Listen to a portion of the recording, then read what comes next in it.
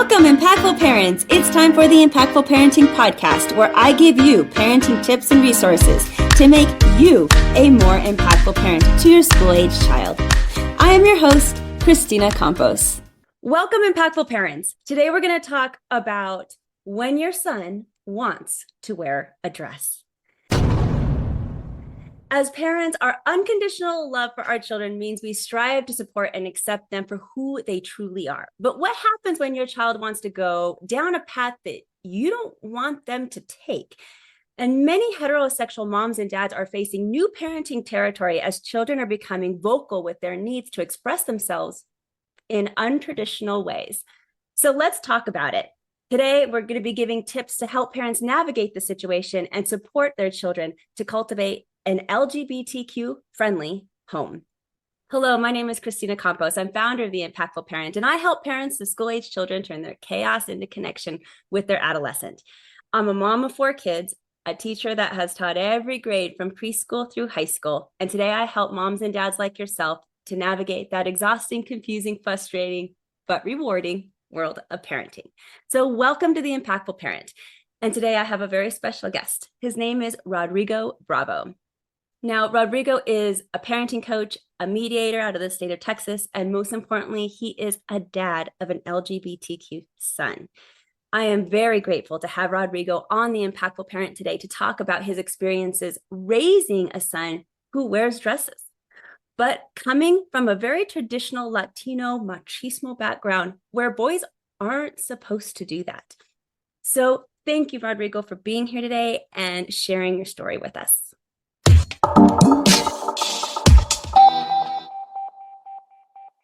Hey, I appreciate the invitation to talk about this. I think it's really important that we do have these conversations so that people don't feel like they're the only ones that are dealing with these issues, especially because, we want to be supportive of our children and ourselves. So when did this start for you? Did one day he just say, Dad, I want to wear this, and it was a dress? I would say I had a very fortunate trajectory in my parenting evolution, if you will. People say that, oh, you don't know, and this and that. And there are very much instances where kids maybe don't show you or don't tell you and so forth. I think from a very early age, I noticed that Rodrigo was liking certain things.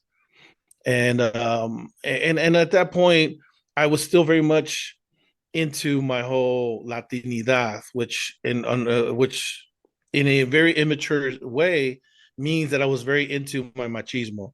I was very much into my manliness and to what defines me, and taking those kind of traditional values that maybe would say no to those type of things. And so when I started seeing my son kind of say, hey, I want to wear that. And it wasn't something that was quote unquote blue, traditional, jeans, this and that. And he's over here reaching for high heels, maybe a pink dress, maybe fingernail polish, things of that nature. There does come a time when you have to really kind of, make sure that my bias and my perception doesn't necessarily reflect poorly on him, because when we have our reactions, I remember my son one time, he wanted to paint his fingernails, and I didn't want to. I remember reacting just like, oh, like surprised, and looking back at it, at least I did that, and at least I didn't say like, what do you mean you want to paint your fingernails, this and that. But I was still surprised, and I know that my son saw my reaction. And I'm pretty sure that there was some type of counter reaction on his part. But when I did notice that my son was kind of, I guess, leaning that way. I hate to say leaning because it's really not a choice, right? It's not. A lot of kids that grow up, the vast majority, if not almost all of them, this is not a choice. This is not some type of lifestyle or like, hey, I want to be this today and I'm going to be that today. A lot of people try to characterize it as something like that, but it's in my case and in millions of cases, it's not that way. And so even when I say leaning, I'm trying to really protect myself or protect others from thinking that I'm trying to use that kind of language, right? But when I was young, when I was at that point of my parenting, I definitely was thinking that way. I was like, okay, he's leaning this way. What should I do? This and that. And when he wanted to paint his nails, I just thought like, well, what's the harm in it? What's wrong with him painting his nails? And is there really something bad going on that I should tell him not to paint his nails? That I just let him. And then years later, and it's probably a good kind of contrast. My dad got mad at my son for having his nails painted. And of course, my son says, "Oh no, it's because Sophie wanted to get her nails painted. Sophie's our niece or his cousin, a younger cousin." She goes, "Oh no, it's because Sophie wanted to get her nails painted, so I just played along." And of course, my dad, goes, "You shouldn't paint your nails. What kind of is that? No, no, no, no." And my son's like, "Okay, you okay, Grandma." He goes out there and he removes his, the nail thing, this and that. But I remember my son feeling bad, and I didn't know about the incident until later. And then I told him, I go, "Hey, look, man, you don't got to do that. You wear whatever the hell you want. I'm okay with that." But the damage had already been done. And my son he said, he goes, "You know what? Maybe I don't want to come here, to grandpa's, and, he kind of looks at me bad and da, da, da, da." And so, anyways, my whole point with bringing those two stories together is I had time to kind of adjust to that. And when I saw my son kind of showing that, hey, this is what I'm interested in, I really couldn't see myself being mad at him. I just needed to check myself first, as opposed to maybe my parents and other parents that are out there that kind of get it all at once. And what do? They retreat, right? They kind of, there's a fear. They're like, well, wait a second. My grandson in this case is not matching what I think a grandson should be. And so I get it. It can be scary. It can be tough. And when we are confronted with something for the first time, our natural tendency is to kind of come back, and pull the covers, protect ourselves. But in my case, I had some time to kind of get adjusted to that and evolve with that. And honestly, I thank God. I mean, I'd rather have it like that than where it's just a complete surprise. And I know, I mean, personally, you can relate to that. I know that that's got to be a very tough adjustment. So I always tell parents it's natural to have these feelings where you're confused, where maybe you don't know how to react, and so forth. But it's important to be honest with those feelings and then think about your child and what their perspective is. They're already going through a frightening thing where there's a world out there that doesn't really accept them a lot of times. And so the one recourse they're probably looking for is at home with their parents. And so it's really critical that we keep that in mind whenever we are displaying our perspectives. There is so much there that you just said. First of all, I want to reiterate that it sounds to me like the reaction that you have when your son comes to you and says, "I want to paint my nails, wear a dress," whatever that might look like, is going to be a pivotal moment, because they're looking for a safe space. It sounds like, your son and a lot of other young boys want to express themselves in a way that makes them feel comfortable, but they know that they're, at least if they're a little bit older, they have at least a little inkling that that's probably not acceptable. So they're looking for a place to be safe. And if a parent reacts completely negatively, or fear or out of stress or out of anything, then you just have to remember as a parent that is affecting your child who's looking for you for that support.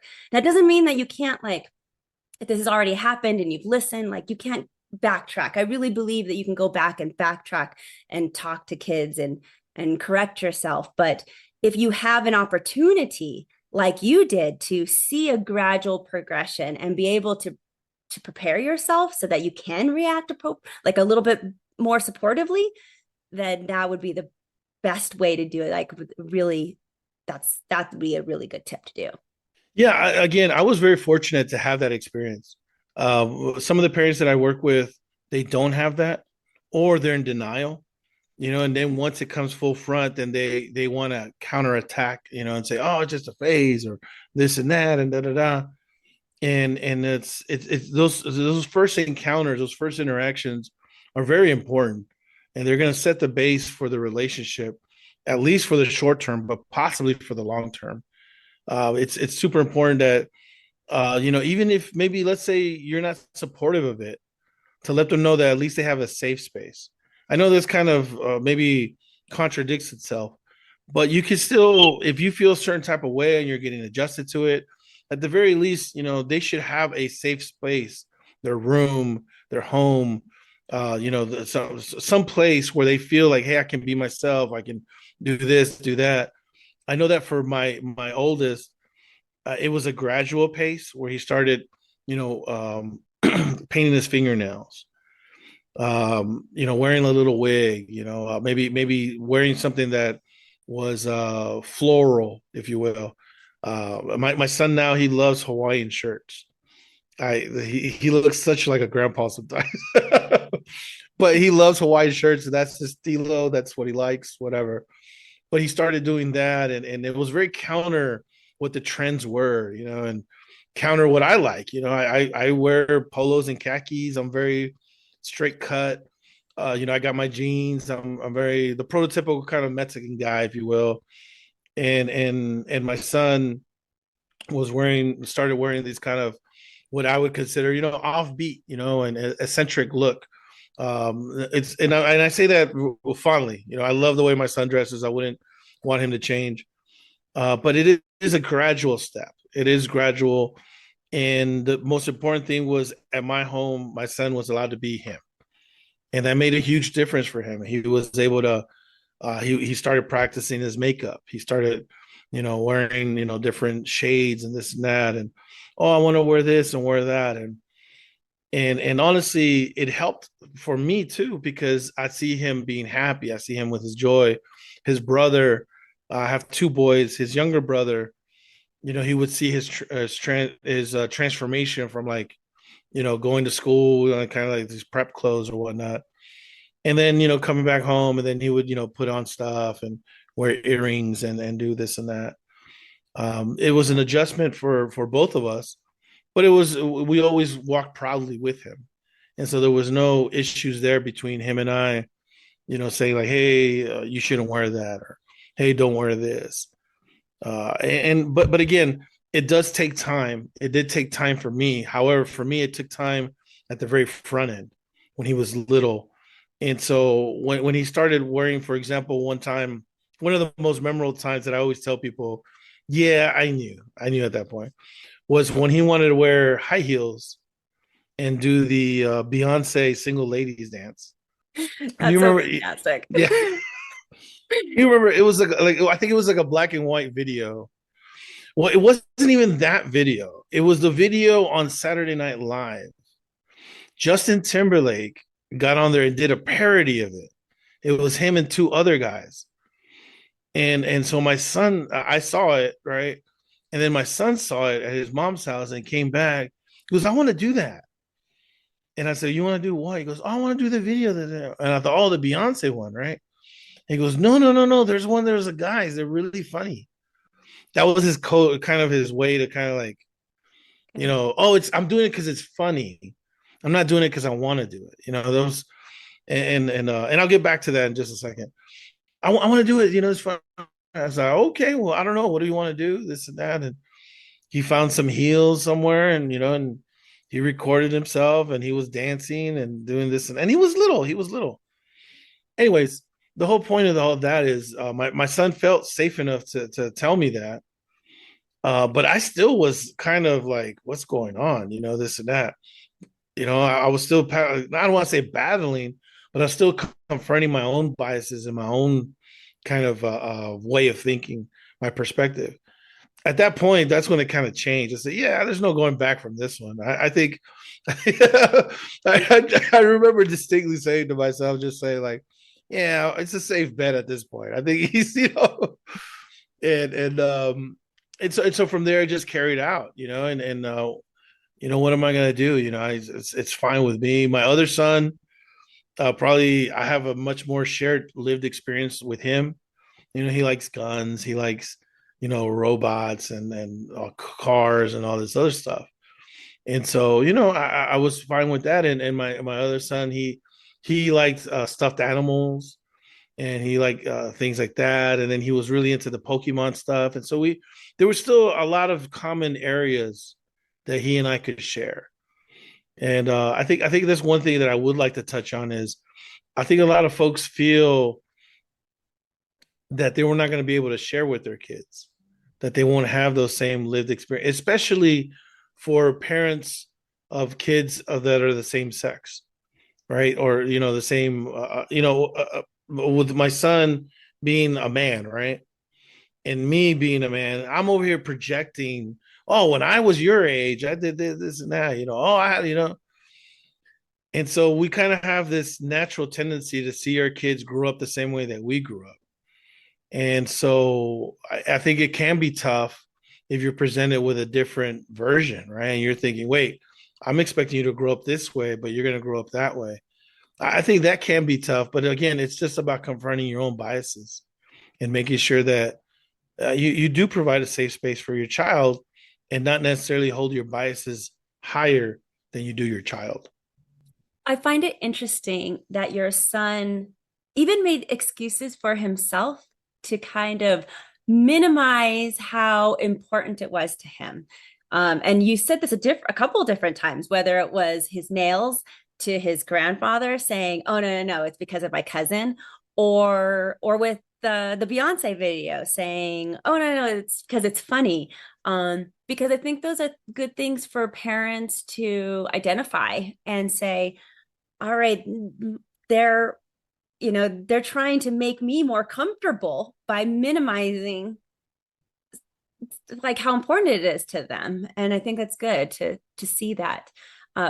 What about that fear? Because the main thing that's happening to so many parents as soon as they see that their child might be identifying with an LGBTQ community is they get scared for so many reasons. Scared because whether maybe they're very religious and they're worried about that area of their life. Maybe they're scared about what other people might think. Maybe they're scared about the other family members that aren't going to accept their child. Maybe they're scared of bullying.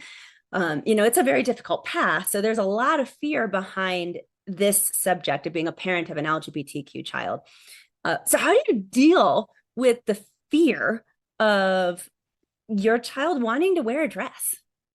Yeah, that's a great question, Christina, because it's a very legitimate question that happens so often in so many households. What do you do when you're confronted with something that doesn't match your perspective, your bias? And what I always tell parents, I'm a co-parenting coach. I always bring it back. What are we here for? What are we focused on? And it's your kids. And the first thing that you as a parent are supposed to do for your kids is really make them feel safe, make them feel secure. That doesn't mean you have to change who you are. It doesn't mean you have to necessarily change what you believe in or your values or anything. But I always tell parents the first thing you have to do is provide a secure and safe environment for your kids where they feel safe, not where you feel safe.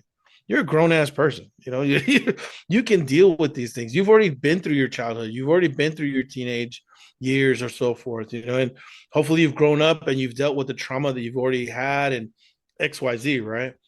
But these are your kids. I mean, we're talking about kids that know sometimes at a young age. My son, for example, knew when he was in fifth grade, sixth grade, and like you said, he was still hiding it. One of the things that I always tell folks when I'm sharing my son's story is, I found out there's a longer version of the story, right? But at the end, I asked him one point through the conversation, I go, "Hey, how come you didn't tell me, that you were gay?" And he was in sixth grade, and he told me, he goes, "Dad, I didn't want to be gay. There was everybody at school was teasing me and doing this and doing that, and I didn't know how you were going to feel about it. I didn't know how about, and when you think about it, I'm like, God, man, When I grew up, I didn't have any reason to not be who I want or who I was.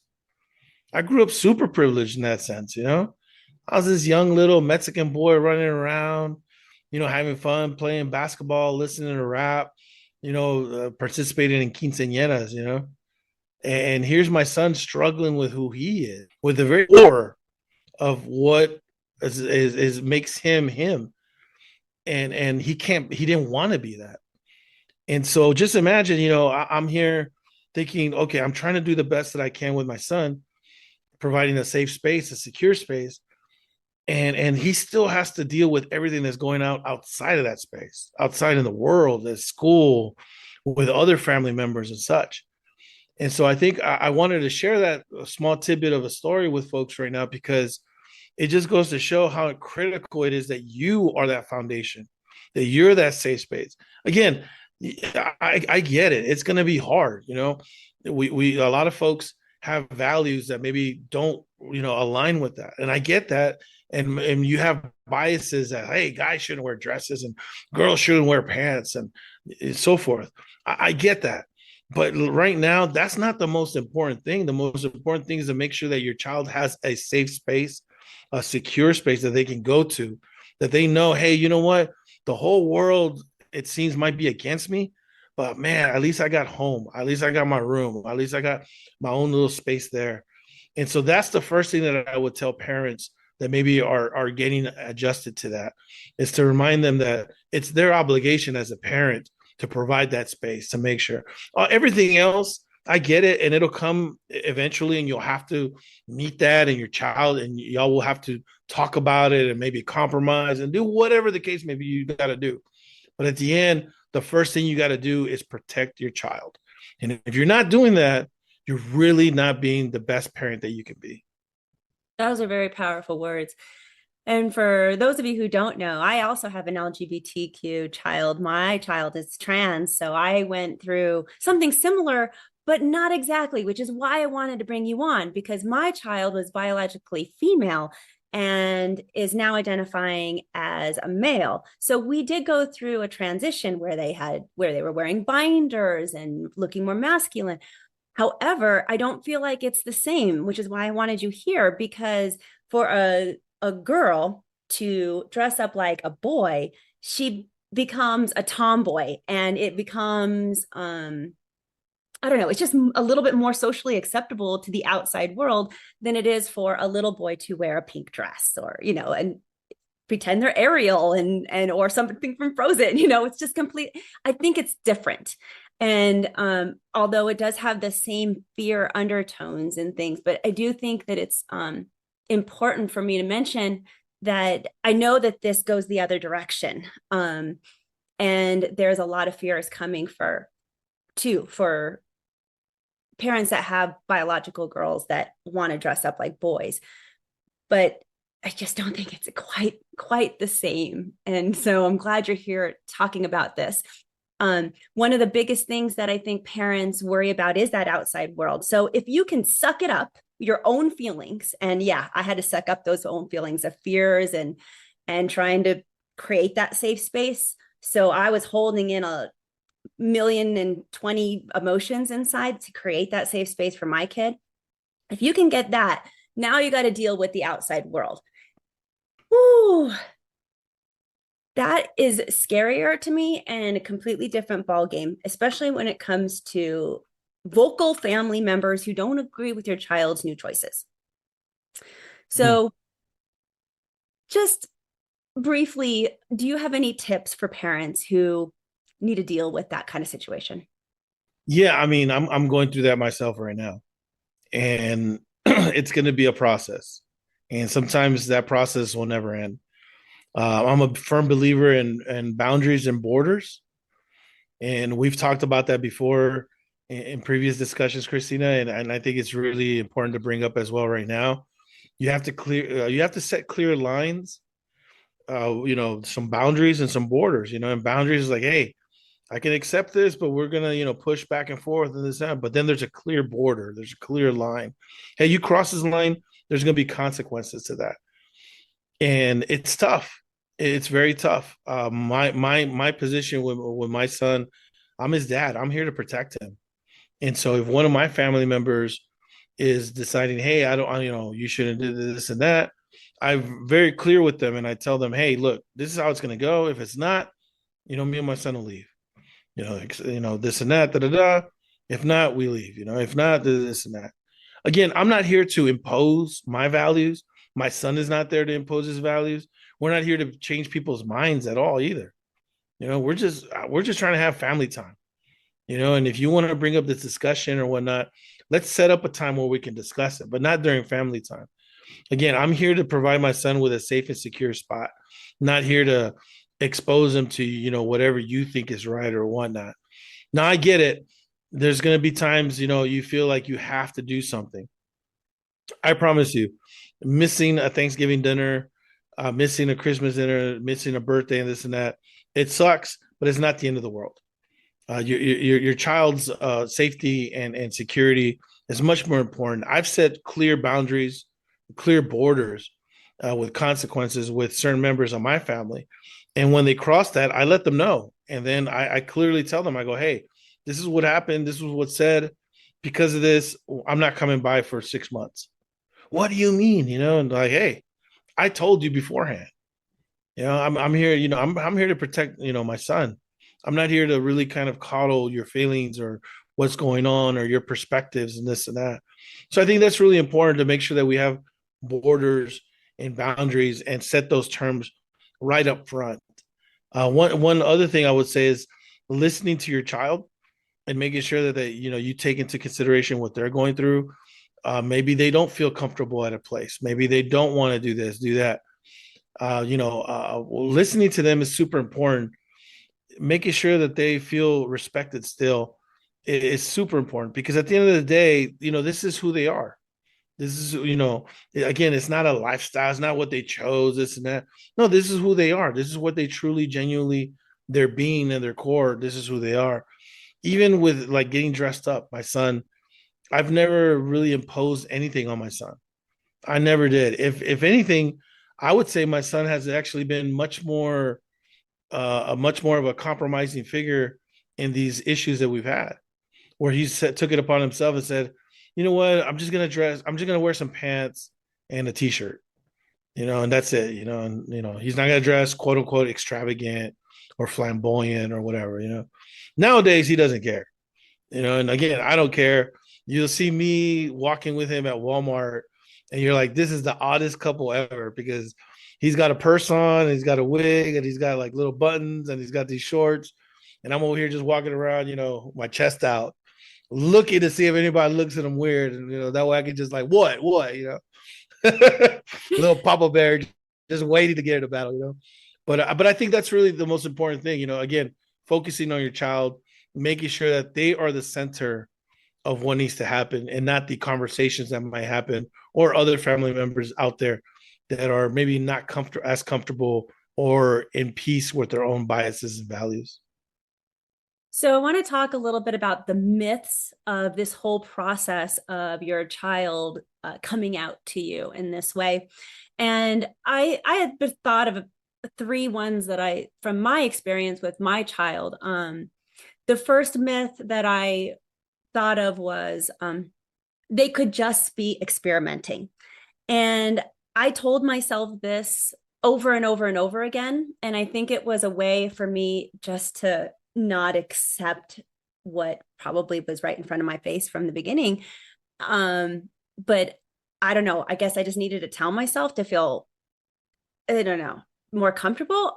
I don't know. But it was a myth because were they experimenting? Well, yeah, they were experimenting being their authentic self. But I don't think that when I was telling myself, oh, they're just experimenting, I thought that, like any other phase, it would just kind of go away. And I don't think that parents should look at it in that way, that this potentially is just a phase. And I just want to make that aware. So that was one of the myths that I found for myself. The second myth that I found for myself was I actually got less backlash to my face, at least, than I thought I would when my child was dressing of the opposite sex out in public. I thought that I was going to get more people staring or giving me ugly looks and things, and I didn't. So that was one thing that I experienced. And again, only my experience. And I'm sure there was a lot of whispers, but at least to my face, people didn't want to confront me.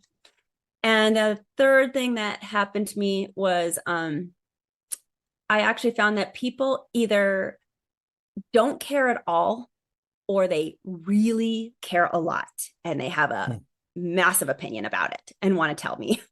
There's like no in between. So I think that I thought that everybody would care and everybody would notice. That was the myth that I'm trying to debunk when really it was either one or the other, very different extremes, and nobody really fell in the middle. So I wanted you to comment on either any of those three or any other myths that you found surprising when you were going through this process that parents can learn from you. I think the myth that you brought up regarding people caring, it's really it really kind of, we're all so caught up in our own issues and things that I understand that people, they there are going to be people that are going to criticize. There are going to be people, but there's always people that are going to criticize. There's always people. If it's not your child, I promise you, somebody's looking at your driveway and saying, "Oh my God, they only have a 2003 car, not, I'm sorry, they only have a 2020 car, not a 2003. What's going on with them? Hey, they didn't go on vacation. What's going on with that? There's always people out there that are going to be looking, that are going to be criticizing. I think the most important thing to think about that is that, at the end of the day, you'll never escape all criticism. There's always going to be people that are out there that are going to criticize. Like you said, some people have massive, big time opinions and they want to share with you and this and that. I've run into those type of folks as well. It's important. Just I've never been the one to really be confrontational in the sense of, hey, cuss them out and this and that. But typically I say like, hey, I appreciate it. No thanks. As a mediator, I'm trained to be a conflict resolution kind of person, and so I really don't really argue too much with people. I think I want to just throw in another myth. I think a lot of folks will also have this myth that maybe you're to blame, that you as a parent messed up somewhere, and that well, they're maybe like in my case, right? Maybe you should have been a more masculine figure, or you weren't there. You and his mom are separated. That's what caused that. So now he's being raised by his mom, which led to a more quote unquote feminine upbringing, and that's why he's gay and this and that. I And want before you go, and I want to say yes to that. I've gotten the same thing. Same thing. So yeah, what you're saying, yes. Like yeah, it's bizarre, because I have another son and he's heterosexual. He's totally into girls. And just to be clear, yeah, he also, I have two boys, they have two different moms. And so he also, was raised primarily by his mom. I was not an absent father. Let me make that clear. I was super involved with my kids, but I admit, my both of my sons' moms, they were the primary caretakers, and both of my boys, they turned out very normal. One son had his life and one son has his life. There's nothing abnormal about either one of them. And so when we have these confrontations, it's super crazy when people make these comparisons without really knowing, and they'll blame you and this and that. I don't give it any salt, as like, I don't give it any weight. When people may say something like that, I just kind of laugh. I really do. There's nothing else you could say to that, because in the end of the day, I didn't really have a bias or projection that I wanted my kids to be. If anything, I just wanted my kids to be happy. I grew up in a very traditional conservative household. Both of my parents are from Mexico. They're immigrants. They came in super traditional. We went to church every day, every Sunday. Very masculine upbringing. I was the first born and also the only son. So obviously I was treated like a king. I mean, my bed was made every day. I didn't have to do any chores. I didn't have to do all this stuff. I could receive all the calls from girls that I wanted.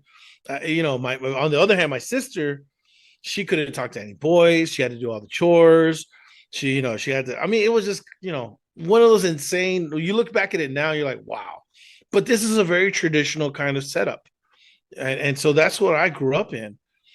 And I even then I grew up super traumatized because of issues that happened in that domestic violence, alcoholism, emotional abuse, and so forth.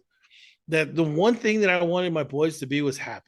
That's all. I didn't even care if they were successful. I just want you to be happy. You'll find success eventually, but I just want you to be happy. So growing up with that, I feel like my boys had a better upbringing than I did, even though it was two households. I feel like both of my boys are, especially at their age, are very well adjusted, and so I feel like I did my part. So whenever somebody says or it kind of implies that I messed up somehow, that Yeah, it's I your was fault. not, yeah, that I wasn't man enough, or this and that. I'm like, look at me. First of all, I'm like, I'm like like a Mexican lumberjack at this point. I'm big and burly and got my beard. I changed my oil. I do all the quote unquote manly things, right? But that's besides the point. My son does manly things too. Both of my boys do manly things. Both of them, do other things, and so when we get caught up in these, these roles that people are supposed to play and that we're supposed to fit in, I kind of laugh at that. And especially when people feel like, hey, you didn't play that role sufficiently enough. That's why your child turned out this way. I know my son is who he is, and he's been that way the whole time, and I love him, and I'm here to support him. It really had nothing to do with how I brought him up. This is who he is, and I love him and I support him. Maybe maybe the only thing I could say is that maybe the grades for my youngest, because I didn't enforce them that much. Maybe you could blame me for that. But everything else, no, absolutely not. My youngest, that's fine. But as far as both of my boys and their values and their core and who they are, that's definitely who they are, and I am proud of them. And I hope parents realize that too, that their kids are who they are, and then instead of trying to either I don't want to. Well, I'll just say, instead of trying to beat that out of them, Mhm. and somehow change who they are, instead embrace them and say, hey, you know what? I support you. I love you, and I'm here for you, and so forth. So I hope folks kind of understand how important it is to have that safe and secure spot at home, because like you said, there's all these myths going on, people talking, and then your kids experiencing some of those hostilities at school, at work, and elsewhere. It's super important that parents are, that home is that safe and secure spot for your child, because it may be the only safe and secure spot that they have. I want to wrap up with my 6 tips for navigating the situation. I'm going to do it kind of quick fire, but Rodrigo, I would love for you to comment on each one and add to anything if you have anything. The first one to help you navigate this situation is we're reiterating that you need to evaluate your fears and figure out what are you really afraid of. If you can identify what you're really afraid of, then you can address it. And I think a lot of times we don't really sit and with our fears too well. Is it fear for your child? Is it fear for your reputation? Is it fear for what people might think, or fear of just being uncomfortable? But that would be tip number one, is you really need to sit down and reevaluate your fears. I love that. That is absolutely the number one thing you should do at the beginning. I love that you focus, excuse me, on the self. Because we're not saying that your child has a problem. You might have a problem, and that's your bias, your perspective, and your fear. That's really what it is. It's your fear. What are you scared of? And again, these are realistic fears. We're not saying like you shouldn't be scared of them. Mhm. Maybe you shouldn't be, but maybe you should be, or maybe there's some real consequences to that. There's nothing wrong with that, but you have to definitely appreciate them, figure out what they are, and then go from there. And I really love that you started off with that, because that is super important that we kind of understand what our fears are. All right. And number two to navigate through this would be to cultivate open communication. We've talked about this already, but the first step in supporting your child's gender expression is to create an open and non judgmental environment. So we have to initiate an open and honest conversation, letting your child know that you're there to listen and understand their feelings and some of their fears, of course. So encouraging them to express themselves without fear of getting criticism, at least in your safe space.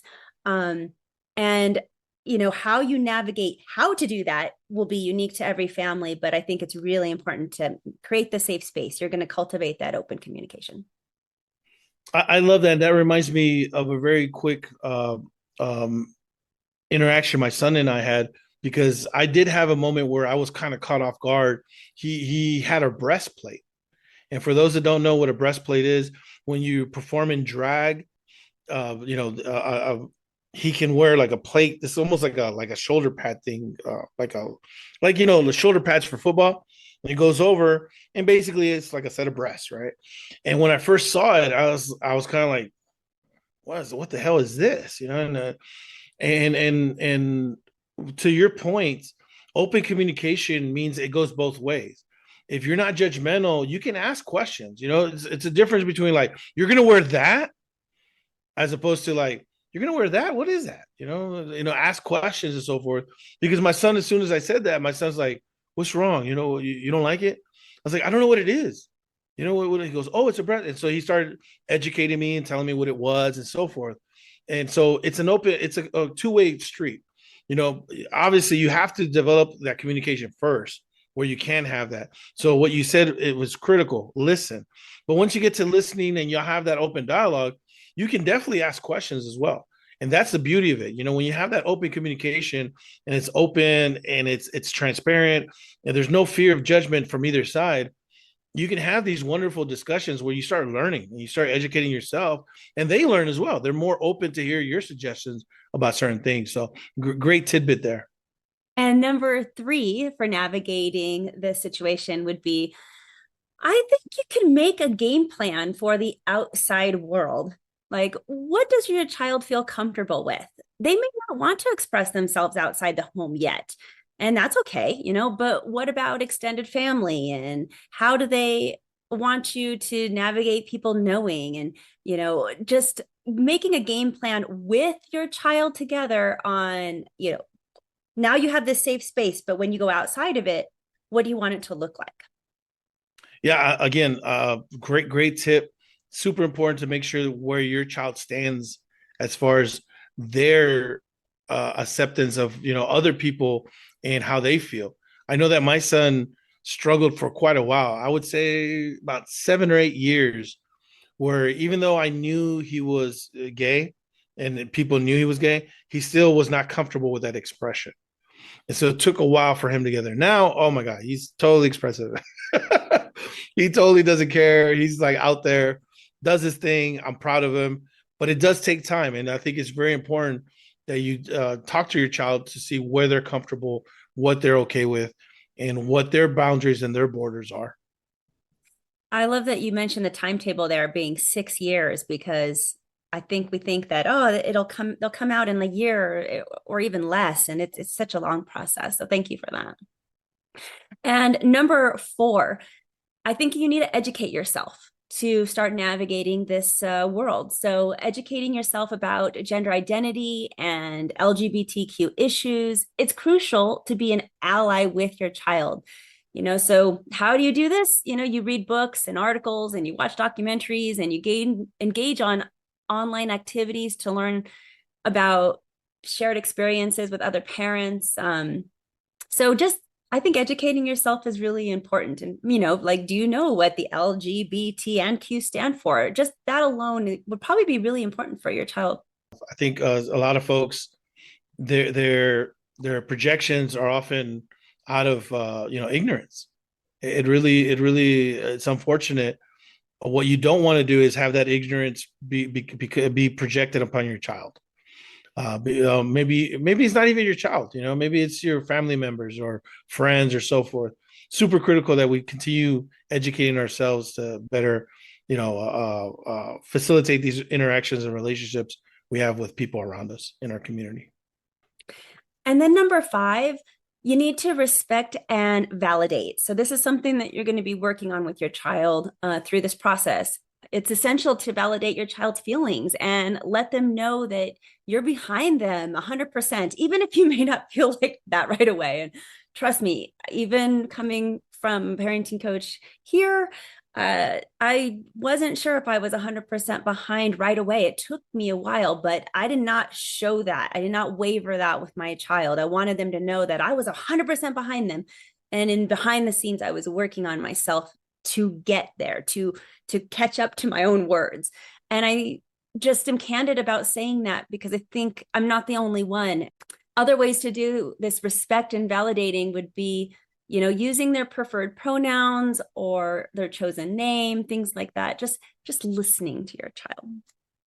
I love that you said that. We don't need to be 100%. What we do need to be 100% on is supporting our children. That should never waver. Your understanding of what's going on, your ability to parent, you might be at 55% this and that. As long as like you follow the first tip and you're aware, and then you start educating, which is one of the other tips, you'll get there. And I think but the most important thing is to make sure that you are supporting your child and let them know and be honest. I think a lot of parents sometimes they're not honest, like you were right now, saying, "Hey, I support you 100%, but man, I'm having trouble with this, or I'm still struggling." There's nothing wrong with that. It's totally normal to do that, and I think that also opens up the lines of communication and showing your child, hey, you're being honest about how you feel. So I think that's a great tip. And my last tip for you is to seek professional support if you feel like you need it. And actually, even if you don't feel like you need it, it's probably a good idea. Because if you feel uncertain or overwhelmed, which I know you probably do, I know I did, reaching out to support groups or seeking guidance from LGBTQ friendly professionals, oh man, it can just be so beneficial. They're going to be able to provide some support to you so that you can support your child. And that's what we want, right? We want to support our kids. So, but we can't do it when our own cup is half empty. So this is giving you permission to seek your own support so that you can be a more supportive parent. 100%. I love that tip. A great tip to, kind of bring everything together. And I'm really happy that we were able to have this conversation, Christina, because this is an important topic, and I think a lot of folks, especially folks that are trying to struggling, maybe, they will understand that us who are advocates, big allies and conspirators, even, that we started off somewhere too. That we weren't automatically here. I certainly wasn't. It took me time. I had an easier path, I feel, but it still took me time, and I still had to learn things and educate myself.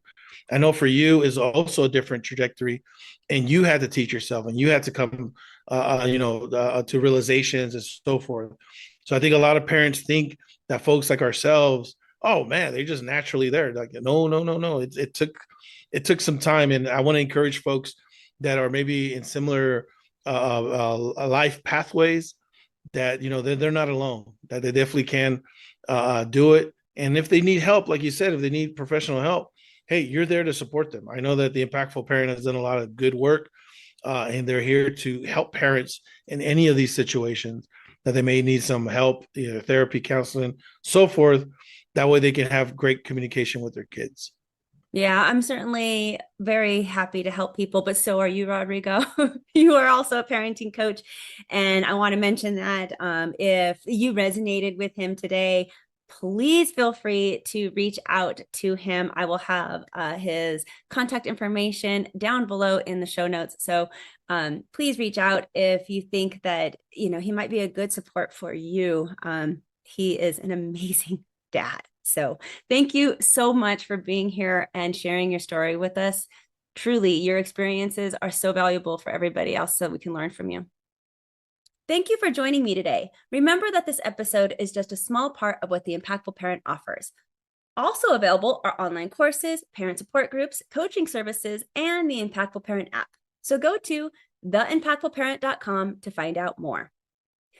Become a more impactful parent by downloading the Impactful Parent app. The Impactful Parent app is free, so you can carry help, tips, and parenting resources right in your pocket. So discover new techniques to make your parenting more effective and get parenting resources that are going to make your life easier. Download the app today. You got nothing to lose since it's free. So go to your phone's app store or go to theimpactfulparent.com and download the app today. But until next time, you got this, parents. I'm just here to help.